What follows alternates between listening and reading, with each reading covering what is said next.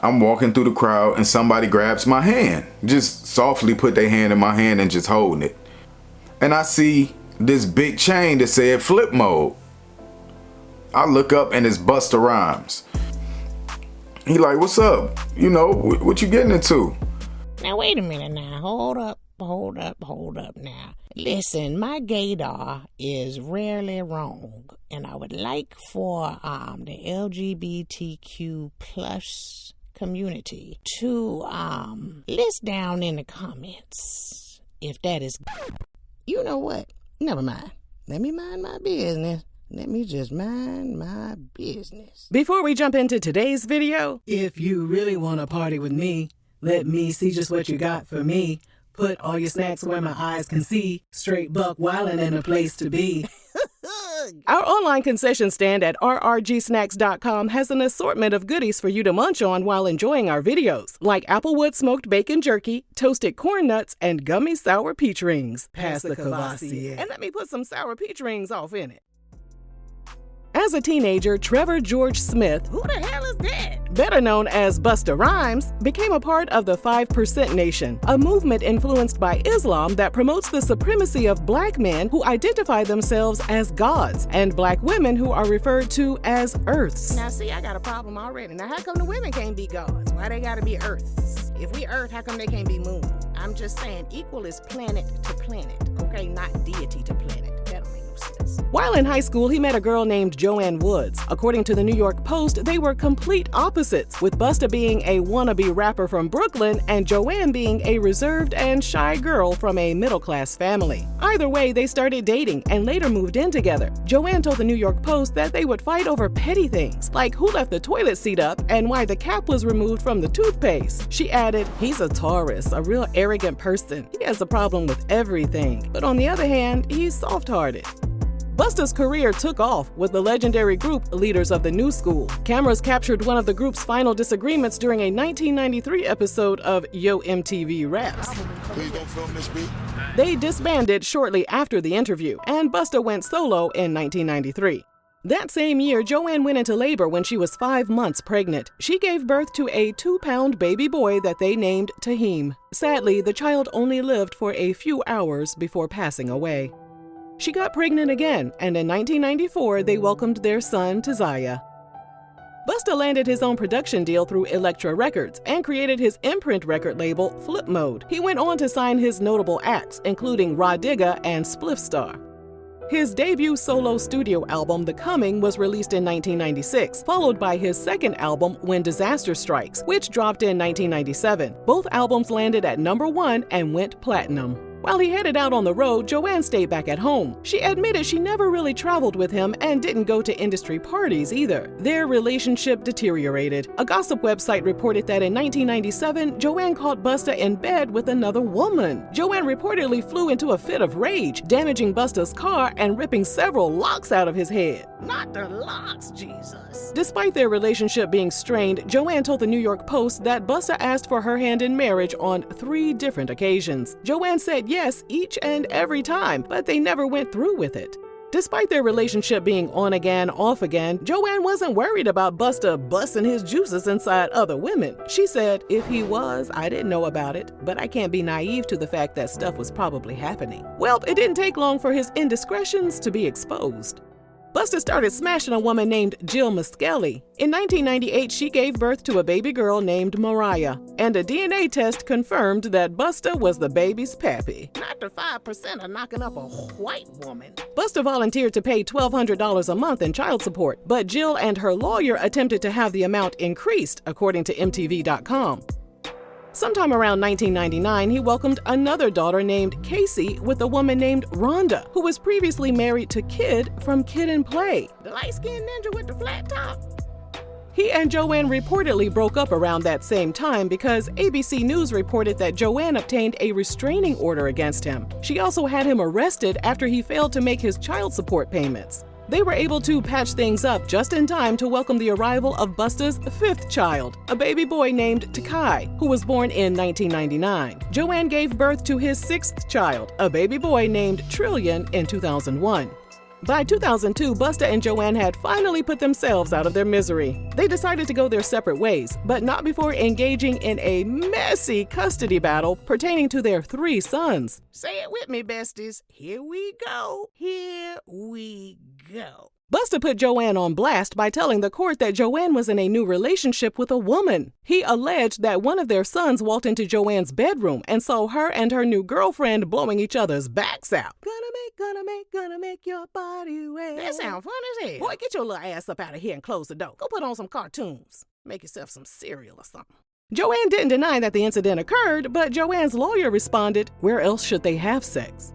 I know that's right. Their custody battle raged on for 4 years. In 2006, the judge made their decision. Although no abuse or negligence was cited, there were more than a few references to Joanne's lover and her lifestyle that prompted the judge to give Busta full custody of their 3 sons. And Joanne was given visitation rights twice a week and every other weekend. Since Busta was typically away on tour, the children were ordered to live with his mom in New York. So wait a minute. This man could be in a committed relationship with a woman that he met in high school, have 3 children outside of their relationship, and because she chooses to be in a same-sex relationship, he get full custody of the kids, and he ain't even gonna be at home. Child, bye.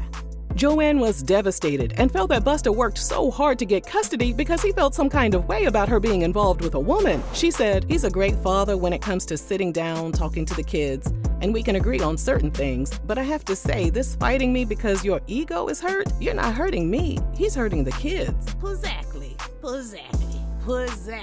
She also accused Busta's mom of bad-mouthing her in front of the children. Joanne said, my kids can repeat verbatim what she says about me, especially my oldest one. Oh, I'm a gold digger, I'm money hungry, I'm a lesbian. You name it, she has called me everything.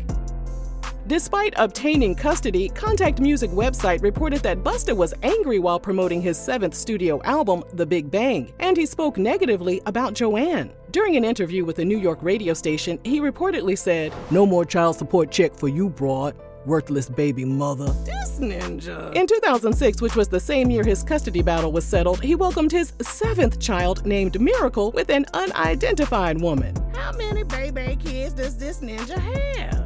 And then that same year, Corinne Steffens released her book, Confessions of a Video Vixen, which we've linked for you in the description box. In her book, she described Busta's meat as being big and long, but she complained that he didn't know how to make a body scream out, yes.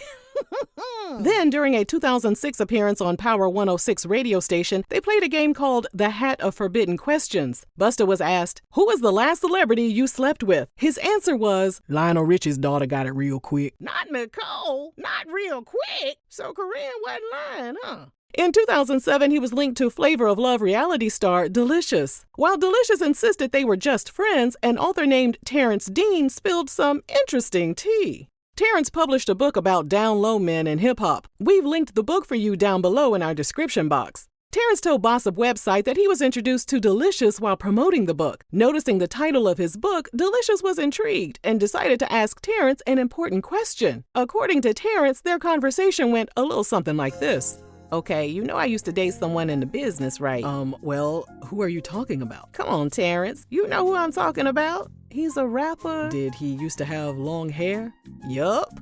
Well, what do you want to know? Go ahead, spit it out. I won't tell nobody, except for Gossip website. I ain't gonna tell nobody. I promise. You can trust me. Do you know anything? Because I kinda heard that he's,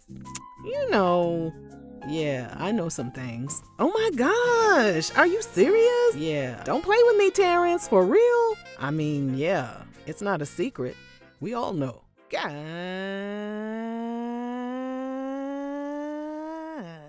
Since Busta had just cut off his long locks in 2005, everyone assumed Terrence and Delicious's conversation was about Busta. Behind the scenes, he's getting it in. According to an anonymous blogger who created a website in September 2011 called Busta Rhymes Gave Me Herpes. Not the crunchy eggplant. Fix it, Jesus. In the introduction post, the anonymous woman wrote that she was on her cycle when she met Busta, but he still yanked out her feminine product and started gobbling up the red waves. He freaky as hell. She said that her decision to lie down with him resulted in her experiencing extreme physical, emotional, mental, and spiritual pain. She added, "He infected me with HSV-2 some years back, and I'm 1000% sure that he knew he had it based on him having a bad cold when we hooked up and his reaction when I let him know he gave me something. I felt really sick after being intimate with him in a way that I had never felt before in my life." For those who thought she was lying, she went on to describe the intimate physical details of Busta's sausage rocket. Was it crunchy, girl? Did it look like peanut brittle? She said her purpose was to warn other women about him, so no one else would have to go through what she has been through. Once she hit the publish button on her blog post, several gossip websites caught wind of her allegations and began spreading the word about Busta's alleged health status. He never responded to her accusation, and her blog is still up to this day, with the final post going live in 2015. In the years that followed, Busta became more known for his aggressive behavior. In 2013, an employee at Cheeseburger Baby in Miami accused him of calling him a homophobic slur after Busta became upset that he had to put his own ketchup and mustard on his burger. And then in 2015, he was charged with assault after he threw a strawberry protein drink at a New York City gym employee. This ninja crazy. And then in August 2020, some more speculation about his preference popped up online. This gonna be messy, ain't it? A man posted on his YouTube channel that he was out with his partner and a friend in New York, and they were headed to a gay club. As they were crossing the street to get to the establishment, someone grabbed his hand and held it softly. "I wanna hold your hand. I wanna hold your hand." Y'all crazy. And I see this big chain that said flip mode, just diamonds iced out. I look up and it's Busta Rhymes. According to the man, Busta invited him to party with him in his section at a club. It's like, you should come in and party with me. Busta still holding my hand. I'm like, oh, word? Like, hell yeah. The man told Busta that he had to let his partner and his friend know, and they would meet up with him there. Unfortunately for the man, his partner didn't want to hang out with Busta, so he never got a chance to chill in Busta's section that night. And then in 2021, during Gay Pride Month, news outlets rushed to the Chelsea neighborhood of Manhattan to capture the aftermath of a deadly shooting outside the Dream Downtown Hotel. Now, for those of you who are unaware, Chelsea is one of New York's quintessential gay neighborhoods with plenty of establishments, including gay bars and nightclubs. So anyway, as reporters were capturing images of the scene, guess who walked by at 4 a.m.? Yup. It was Busta. Child, what he doing out in the gayborhood at 4 a.m.? He wasn't alone either. He was accompanied by what appeared to be a bodyguard and an unidentified person. Person? You messy as hell. Was it a man or a woman, girl? Stop playing games. So what was Busta doing in Chelsea during Gay Pride festivities at an ungodly hour? I know what you trying to say, but you ain't trying to say it. So why don't you just say it, huh? Say it, girl.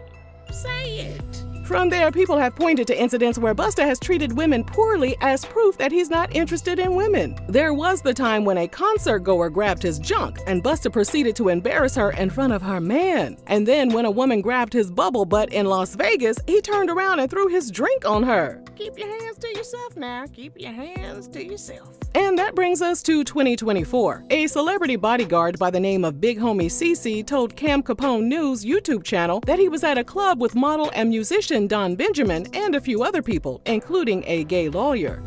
CeCe said Busta was in the club as well, and as soon as Busta saw the gay lawyer, bro, Busta Rhymes wanted him in his section so bad, pulled him to the section, like through the rope, and tucked him off in the corner. CeCe went on to describe Busta as a super zest monster and claimed that the rapper typically wants fun boys to join him in his VIP sections. Now what the hell is a super zest monster? A SZM. Sism. Despite his messy love life, Busta has a great relationship with all of his children. He's also considered a legendary artist with 11 studio albums and a handful of Billboard, BET, and Soul Train music awards to his name. Most people don't care what he does behind closed doors as long as he keeps making the type of music that will make you nod your head and break your neck. And well, that brings us to the end of this hot, stinking mess. If you enjoyed this video, let us know down below. And thanks for watching RRG.